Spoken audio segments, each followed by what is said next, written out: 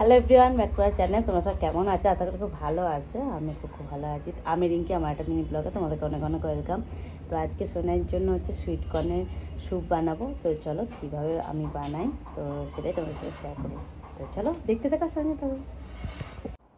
তো কর্নের স্যুপ বানাবো বলে দেখতেই পাচ্ছ গাজর আর বিনসটা ভালো করে গ্রেট করে নিয়েছি, আদা রসুনটা ভালো করে গ্রেট করে নিয়েছি।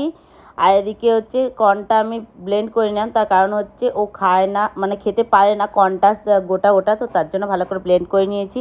আর এদিকে বাটারটা গরম করে আদা রসুনটা দিয়ে দিলাম, একটু ভাজা ভাজা করে নিয়েছি আদা রসুনটা। তারপর হচ্ছে গাজর আর বিনসটা দিয়ে দিলাম।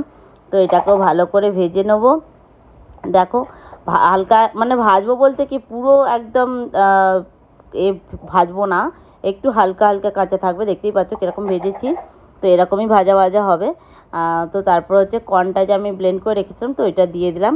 তো তারপরে হচ্ছে যে ব্লেন্ডারটাতে জল দিয়ে ভালো করে ধুয়ে ওইটার জলটা দিয়ে দিয়েছিলাম। তারপর হচ্ছে একটু নুন দিয়েছি আর একটু গোলমরিচের গুঁড়ো দিলাম। তো তারপরে এটাকে ভালো করে মিক্স করব, আর কিছু দেবো না।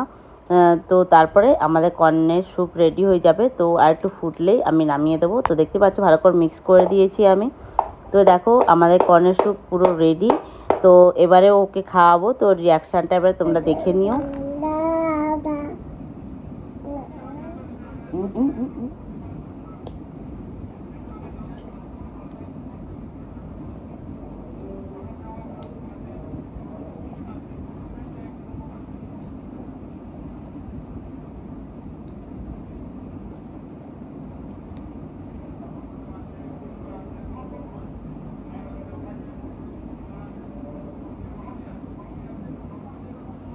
তো দেখতেই পেলে ওর রিয়াকশানটা কেমন খেলো। তো তোমরাও তোমাদের বাচ্চাকে, এখন শীতকাল পড়ছে, তো করে খাওয়াতে পারো।